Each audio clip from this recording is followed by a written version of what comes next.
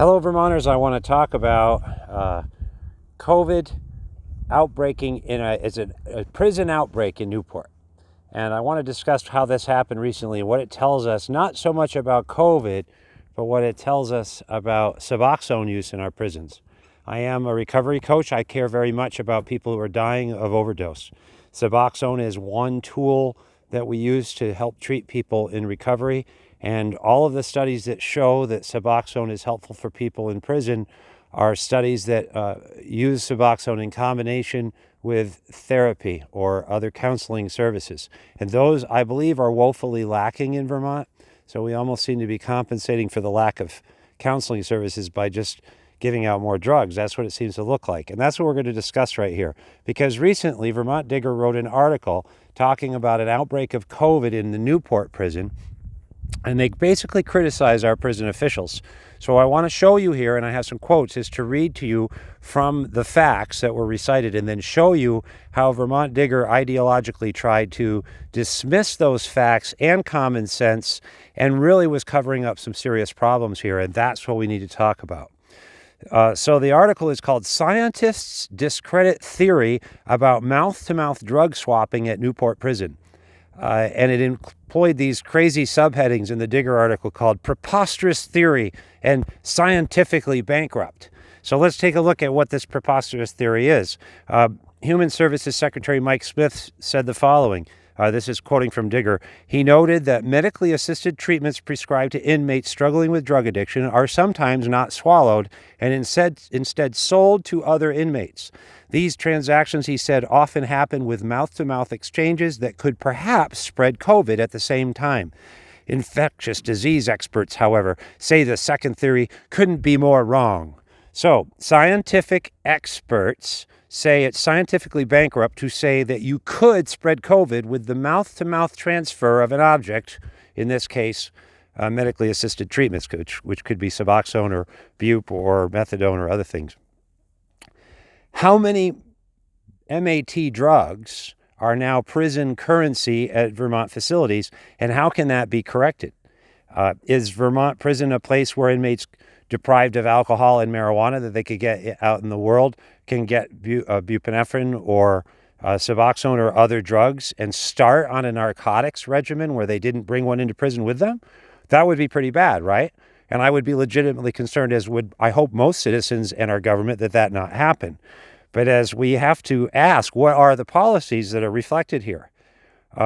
In dismissing this situation, VTDigger quoted from a woman named Ann Spalding, an infectious disease researcher at Emory University in Atlanta, who said the mouth-to-mouth swapping of diverted narcotics would, quote, certainly be an unusual route of transmission, if that was in fact the case. Usually a more mundane process is responsible, close contact in the same airspace as an infected individual. So this is a person down in Atlanta who's saying that our Vermont corrections officers were wrong because the more usual way is they get it, in the air. So how could they get it mouth to mouth, right? I mean, this is very scientific here. But 7 days, and the question also, as we'll see, is the VTDigger article questions whether this practice even occurs. But back in 2017, 7 days wrote this, quoting from some corrections officials. One tactic is to vomit up the medication and then sell it. Sprafke noted Bupe, which can provide a muted high, is the most common form of contraband in Vermont prisons, according to DOC Commissioner Lisa Menard.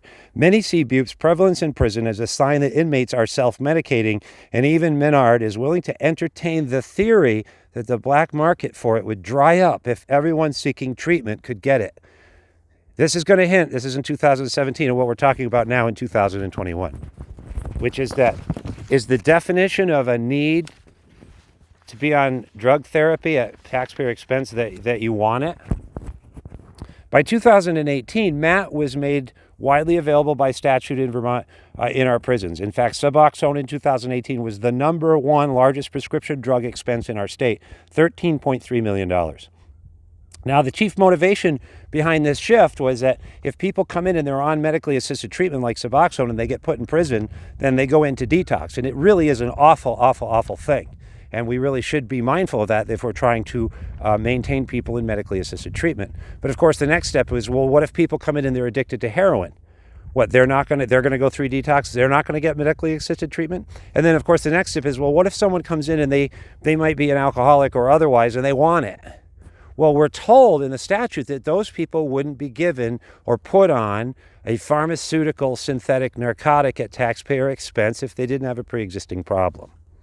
So here is a quote from, and again, the idea here too is to help people when they're released into society to have the support to stay in counseling and or treatment so that they don't relapse into street drugs. Putting people who have no history of these drugs on them would not be a good thing, but it is happening. It's just a matter of how much. Here's a quote from Vermont Digger's article. Al Cormier, facilities director for the Corrections Department, said Monday that medication diversion is something that his agency, quote, battles every day. He said the one unit of the prison where COVID has continued to spread in recent weeks is the same unit where the staff recently found an excessive amount of prescription medication that had been diverted. We know that that's a prime conduit to spread the virus, he said. Cormier said the idea that the virus is largely airborne wouldn't stop the spread through saliva. If it goes in your mouth, it's going to get in your lungs, plain and simple, he said. However, Josh Barocas, an infectious disease specialist at the Boston Medical Center, far, far away from the Newport prison, said that it's, quote, a preposterous theory that only serves to blame inmates. Barocas said there is some mat diversion in prisons, but it's not very common.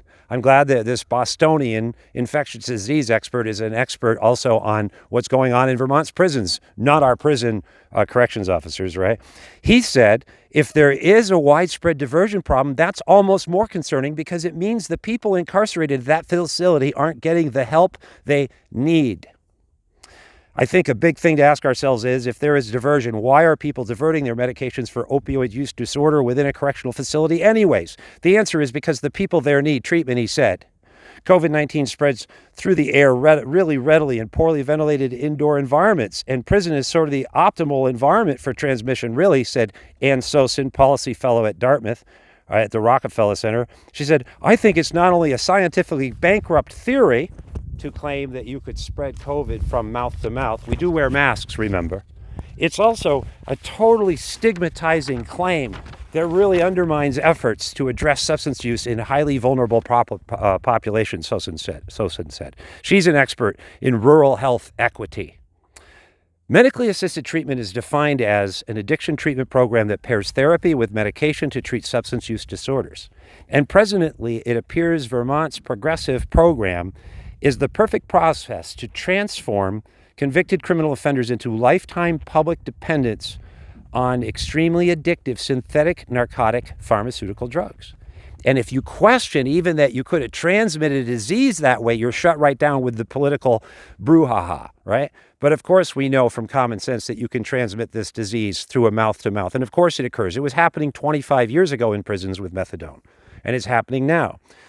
But what this doctor from Boston is saying, basically, he said it right there. If you want it, by definition, you need it. If you want it, by definition, you should get it, and we should give it to you. If you're using it in your mouth to give to someone else to exchange for sex so they can get a second dose, well, don't worry about that, because the infectious disease experts in Boston and Atlanta said that, that doesn't happen. Or if you transfer it so that you can be protected from being beaten, or for money, or cigarettes, or other drugs, or a joint of pot. If there would be an incentive for a straight non-drug using person to take this drug in their mouth and convey it within prison. There's not much else to do. That's the common sense. And Vermont Digger has thrown that out the window and is saying our corrections officers shouldn't be listened to factually or medically because they went and stretched all over the country to find some so-called experts to refute, what we can all see is really obvious. We need more therapy for our inmates, and we need to be monitoring who's being put on medically assisted treatment and not have it be the free-for-all that these doctors and Vermont Digger are telling us that our prisoners are entitled to as a matter of need. It costs a lot of money. Thank you for listening. I hope you will look at other of our videos and our articles. I have an article coming out about this on True North Reports, which will give you more detail and the links to other articles and resources on the scourge of the drug problem here in Vermont. Thank you for listening.